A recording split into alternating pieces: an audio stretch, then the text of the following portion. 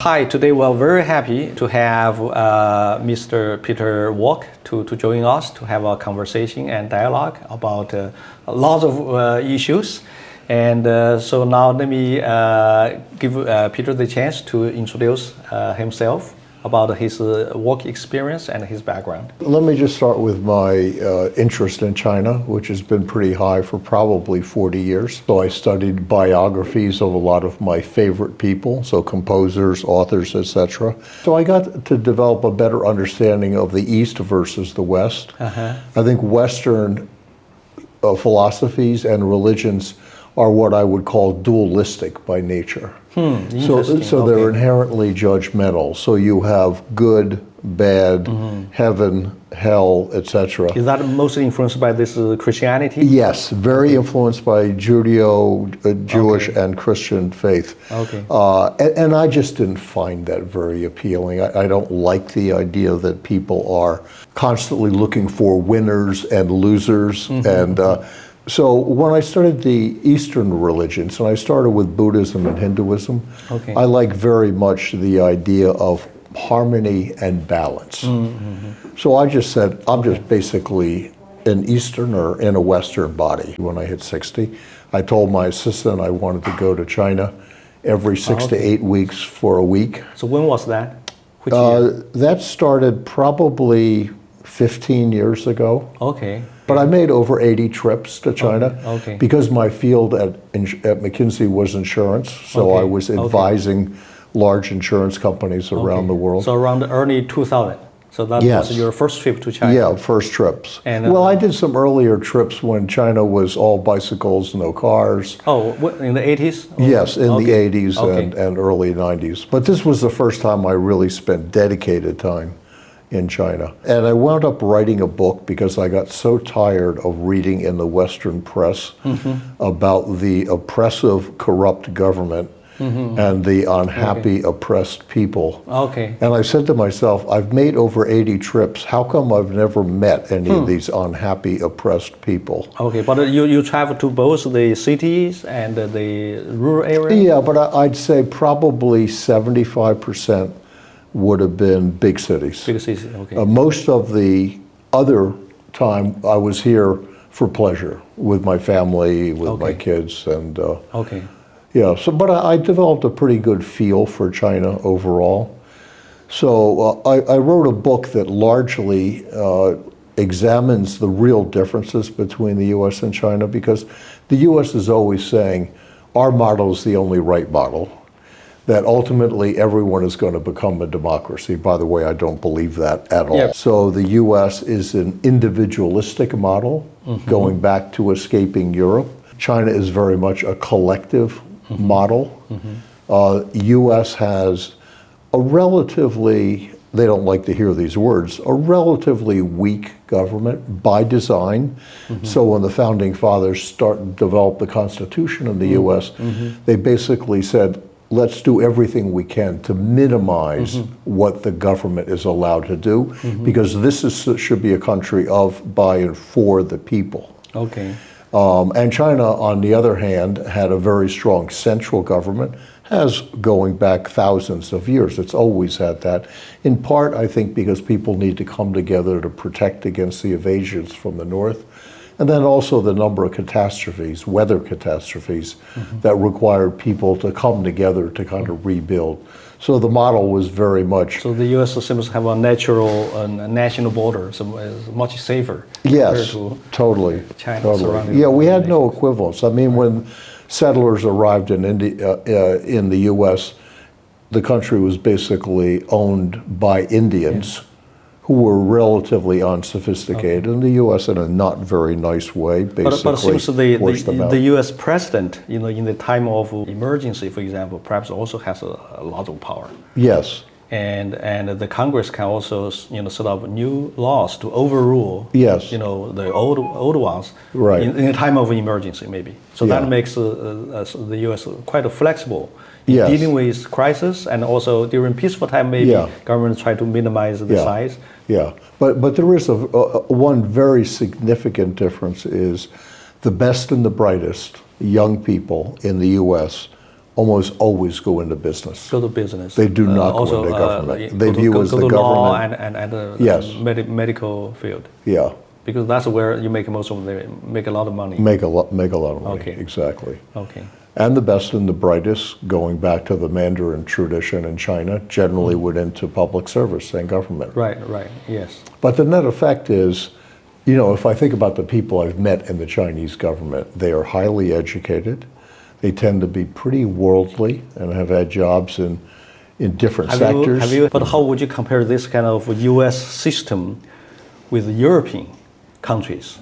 Because, the whole process we call, so-called modern civilization, whether that be scientific revolution or industrial revolution, they actually started in Europe.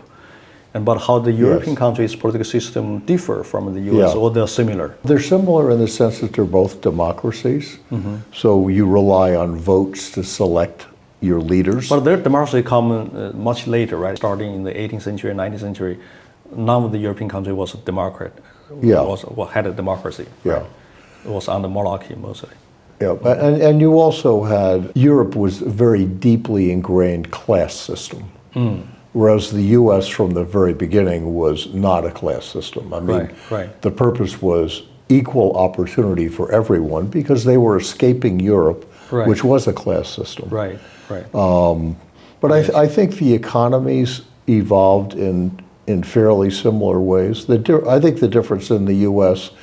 is the U.S. relied very much on immigration for creativity. So a lot of the great inventions, discoveries, they came out of America really can be traced back to Europeans who emigrated to the United States frequently because they wanted to escape oppression.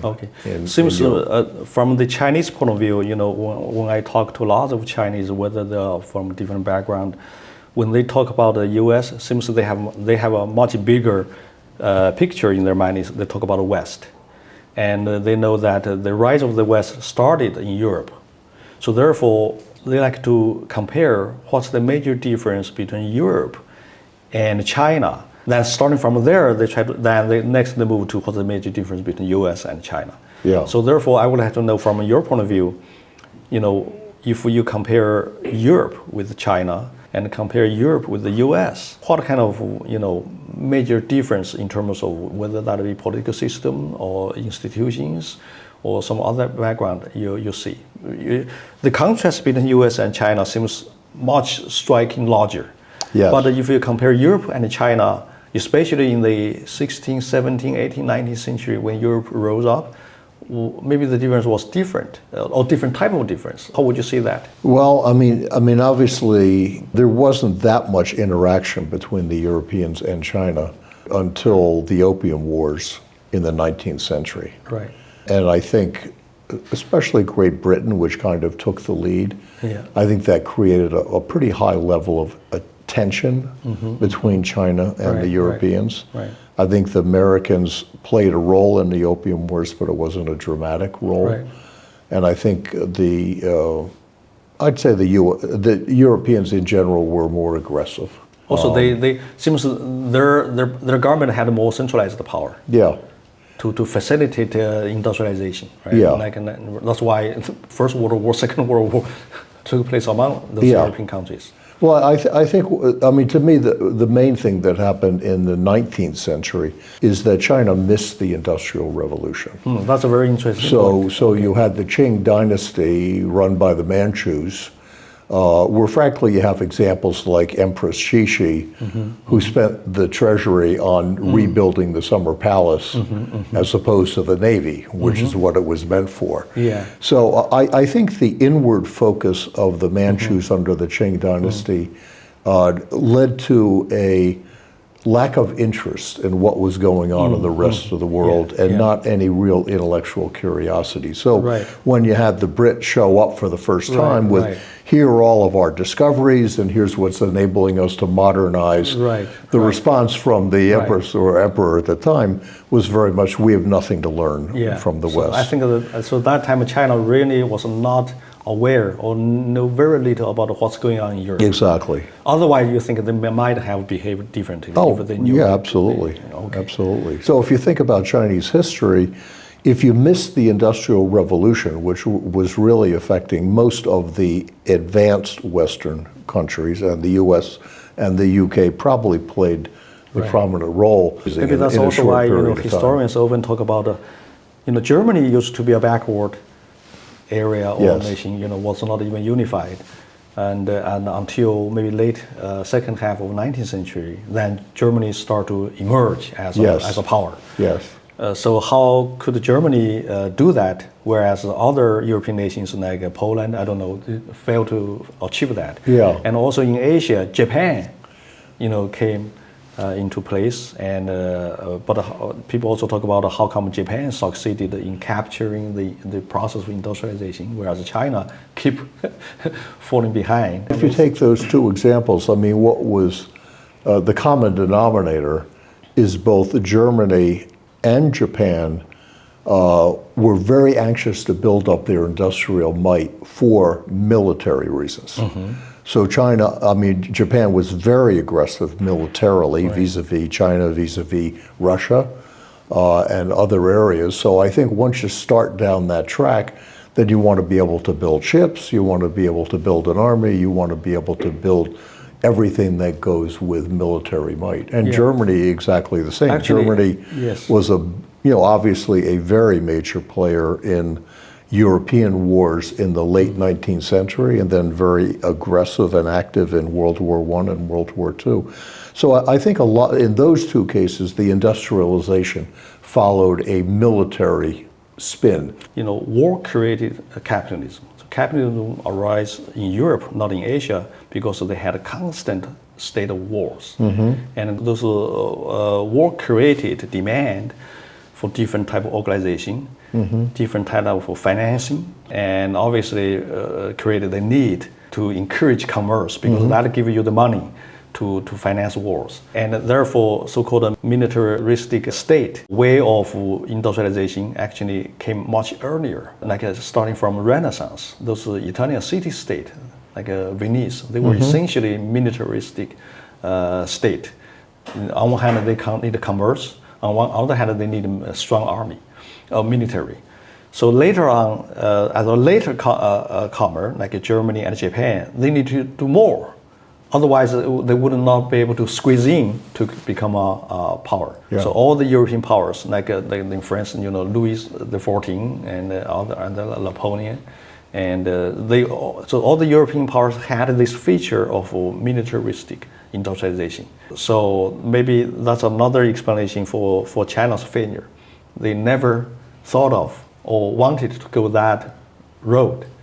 I think Qing Dynasty perhaps has another reason, because they are, like you mentioned, the minority to control the major Han people. Even like a city-state like Venice, if they want to rise up, they need essentially everyone to be able to fight and everyone to be able to do business. But if Chinese government do that, that means all the financial resources and the military power will shift to the Han people. That will create a threat. So maybe that's an additional reason they didn't take that route. Whereas for Japan, once they have the emperor, who is the god of everyone, that seems that problem at least can be solved. I don't know. So that's one perspective. Of course, the U.S. that become very different now, because the U.S. did not rely on monarch. They did not have any more kings, queens. But the U.S. later on also, like today, you look at the U.S. this military complex, industrial complex, is something analogous to that kind of tradition. Very strong in that. So people, developing countries, think that this seems to be one of the essential elements for any country to become industrialized. You need that to create the huge incentive and demand for heavy industries, for lots of other things, and for technology adoption, and otherwise you will be defeated, be killed. So that's one view. And of course, the U.S. has a lot of different features, like they minimize the size of government, but that's impossible for European. If you do that, perhaps you will be the next one to be destroyed. How do you think this kind of perspective? This is essentially the view of Brodel and Songbot. The thing of war created capitalism. So people say why capitalism never arises in East, in Asia. This provides one explanation. Of course, according to Max Weber, that he has a different view. His religion is different. Christian people, they are more industrious. They like to save. But that view seems not very consistent with history, because the Jewish people also, very industrious, very like to save. Chinese or the Buddhist people, perhaps they may be also good at doing, I don't know, those kind of things. But they were not able to rise, maybe because of the lack of centralized, militaristic industrialization motive, what you call like a national will, to use that will to mobilize resources, to organize the nation in a different way, to compete with the European nations. But the US was able to do that, maybe not in the very beginning, but the US know that, right? They know the European, how they behave. So the US later on also built a military, also through the Civil War, that further enhanced the US military capacity. So that could play a role. So China, when China became sort of kind of have a mindset where we do need a national army to be militarized, was during the Civil War and the war against Japan. So that helped the Chinese finally to be organized militarily to fight. And with that military fighting capacity, then you enter the social planning era. But the social planning era, although you have a strong military kind of mindset, but you did not allow market to flourish. So you miss one part. And Deng Xiaoping solved that. He not only inherited this kind of military institutional capacity, but also allowed market. Whereas the Qing dynasty had maybe just market, but no this kind of lack of this. I think there's two fundamental differences between the US and Europe. Europeans have always been a very highly fragmented continent. Right. So you've got language differences, you have cultural differences, you have religious differences, and you also have the fact that war in the 19th century was almost a constant state. I mean, right up through World War I and then kicking in World War II. So I think that fragmentation, and even though they tried to solve it to some extent by creating the EU, there are still fairly significant differences among the major countries. It was a huge advantage for the US and China to basically have a large single language integrated country. And the US had the added advantage of, while it was involved in wars, it was never on their own land. So one of the reasons, I think, for the economic success of the US is they were able to avoid war other than selectively joining, as they did, obviously, in World War I and World War II. And then China, the same thing. I mean, China, the challenge for many years was the internal fighting of the warlords and the Civil War. But once under Deng, China became very focused on market-driven economy and consumerism. Deng just did an extraordinary job in a short period of time. So this is interesting. So, East European countries also conducted market reform, and their economic foundation was much more superior. They had a social planning era, but they built lots of industries, including military industries. How come after introducing market reform, they could not perform as well as China? So you mentioned about Deng Xiaoping. So what's the major difference between Deng Xiaoping's leadership versus the leadership in East European countries? Where did they go wrong, in a sense? They had a much better foundation to the market reform. They did not go through cultural revolution. So what's your view on this? I think a huge advantage China has always had is just scale. So when you've got a consumer population today of 1.4 billion, even when you look at the Asian tigers, so when you looked at Hong Kong and Singapore and Taiwan and Korea, they have not been able to create anywhere near the economic footprint that China has created, in part because of the scale of the country, the population in China. Yes, okay, so economy of scale is very important. That may also explain the US success compared to European countries. US had much larger scale, Yes. right? So even though German engineers, they may be very good, the Japanese may be very good, but your scale of the economy is very limited, Yes. right? So on the other hand, there's also maybe some advantage for smaller countries. For example, you need to develop an economy, you need a mass production, and you need a global market. But the size of Singapore, because perhaps they only need a tiny bit of a global market that can support their industrialization. Yes. Whereas China needs the entire Earth, and the Earth is very limited. So that may also make smaller countries somehow easier on their way of industrialization in terms of creating global market. Yeah. I heard that during Singapore's industrialization process in the 60s, 50s, 70s, they had a huge sector of manufacturing wax. But that market alone is able to support lots of people's employment.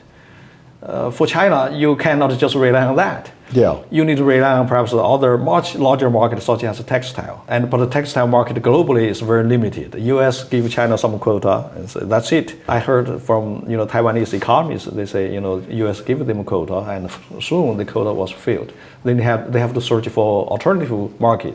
They say fortunately China opened their door for reform, so China became Taiwan's largest possible global market to absorb their industrial output. So then you look from that point of view, it's harder for China. Where's the global market? Now the US is also trying to shrink China's global market. So that you think that will make China's industrialization process harder to finish? Well, harder. First of all, I think the idea of containing China is a ridiculous idea.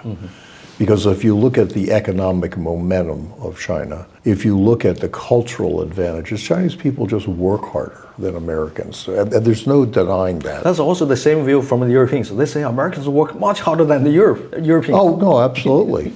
I mean, look at European, the number of strikes and the number of holidays. I mean, when we McKinsey hire people from in North America, from France and from Spain, I mean, they just are used to a model that is far less demanding.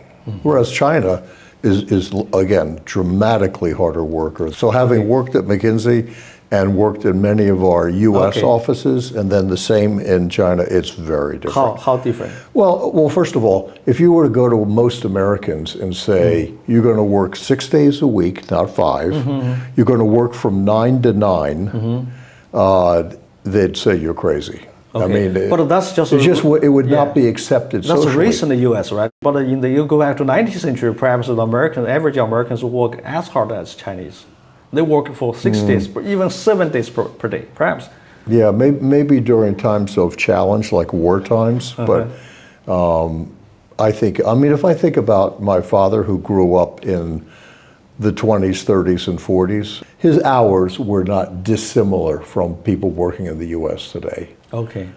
When I would work with the Beijing or Shanghai office at McKinsey, you would just, if you watch, you would see the lights on very late at night, and then you'd see people falling asleep at their desks during the day because they basically got no sleep. Maybe there's a pattern. Later comer, you have to work harder than the earlier ones. Yeah. So U.S. people, American people work harder than Europeans.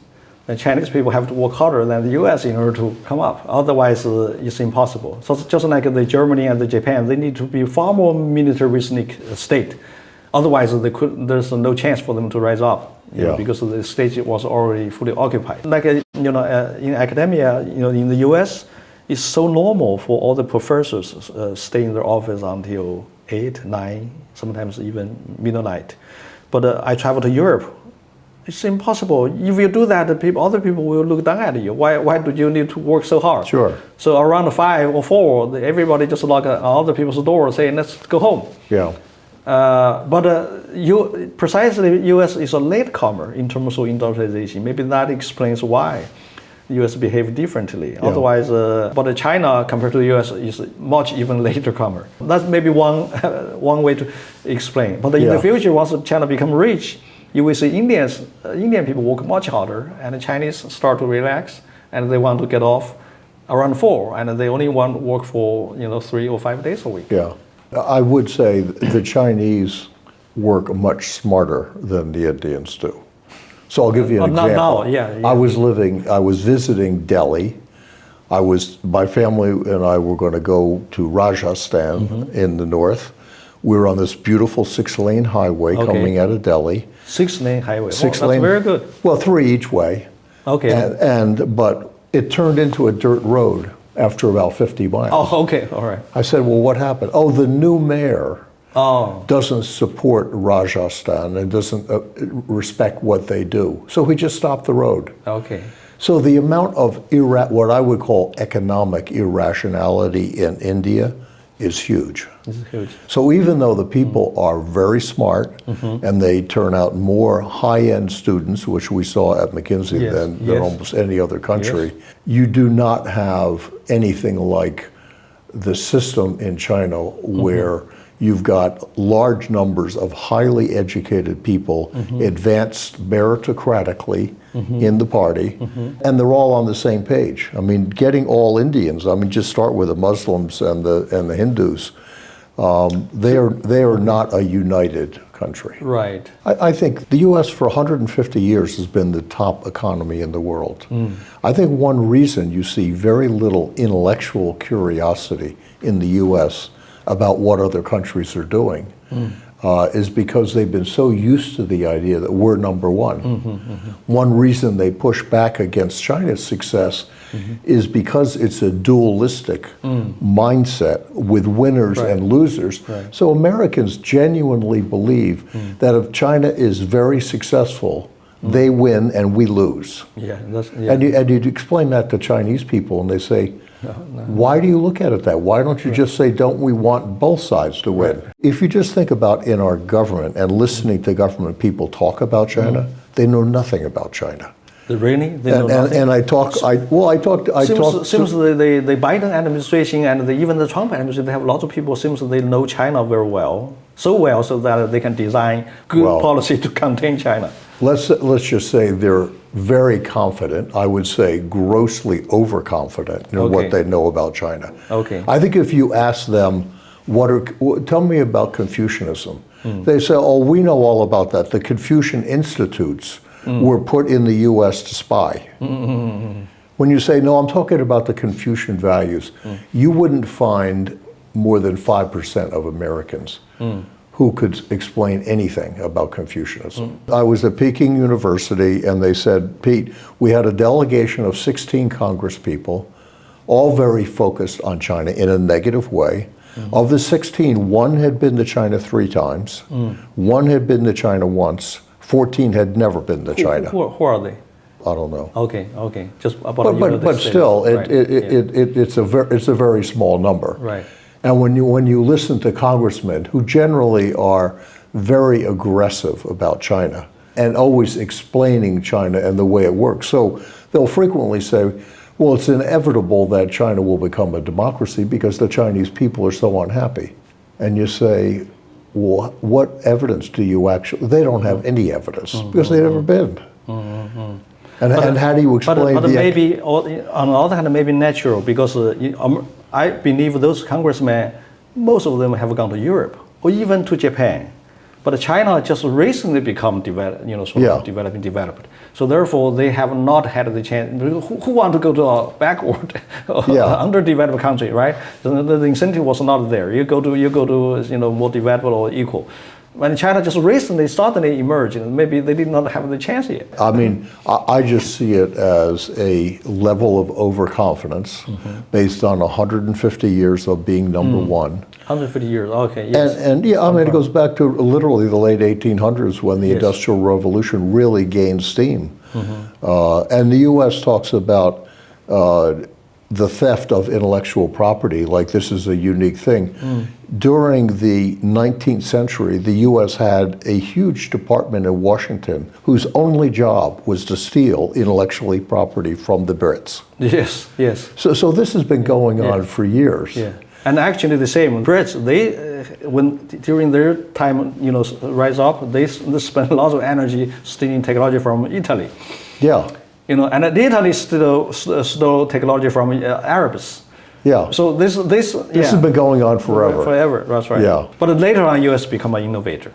So and since then they start to think, we have always been innovator and we're number one. That's true. But China is innovative, but in a different way. China is much more application driven. So when the iPhone comes out, things like the iPhone and the internet and what I would call the big economic ideas, they tend to come from America.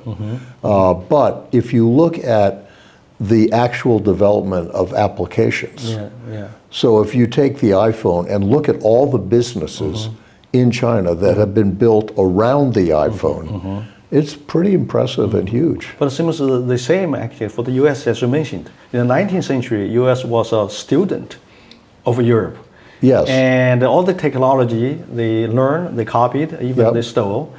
But through that process, later on, you become on the top. Yeah. Maybe China was still in the stage of like early US. Yeah. Mostly rely on learning and mimicking. Yep. But later on, China will become an innovator on the top because you already start to see signs anywhere, right? Maybe that's a natural process for India someday maybe the same. India maybe nowadays or perhaps the next decades is still a very good student of learning, copying. And but eventually they may become on the top, become a innovator in the frontier. I remember that in the 19th century U.S., if you search for encyclopedia, you search for a famous American scientist doing pure science, you find none, zero. But the 19th century, by the end of the 19th century, U.S. was already become a top in terms of industrialization, in terms of commerce, in terms of application. But zero in pure scientific research. But once entered the 20th century, then U.S. become on the top. And in the early stage, U.S. will actually rely on immigrants from Europe because they have the two wars. But later on, U.S. start to have its own very famous and very innovative scientists, more and Americans. Then later on, you no longer see European names.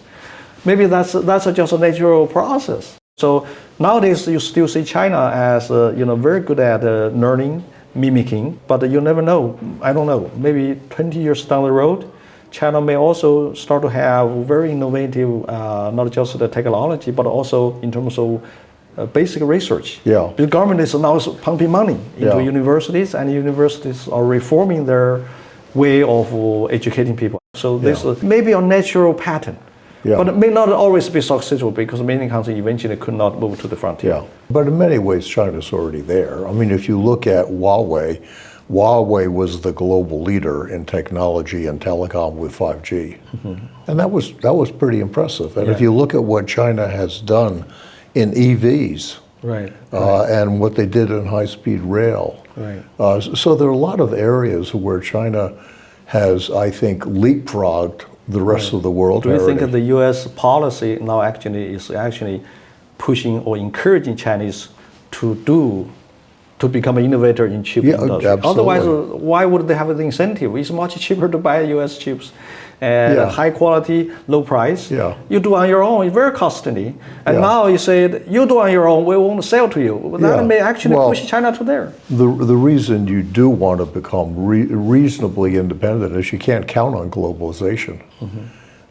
I personally think that the Contain China movement, history will look back on that as a very foolish idea.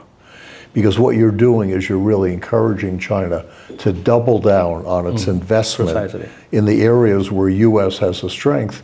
And if you push the ultimate globalization or economic development, you're going to find that the Chinese, once they get truly independent of the U.S., they have long memories. They're not going to go back to the U.S. and say, well, okay, now let's be friends. They're going to say, you weren't there for us, and now we've matched you. We're going to go our own way, which would be a lose-lose.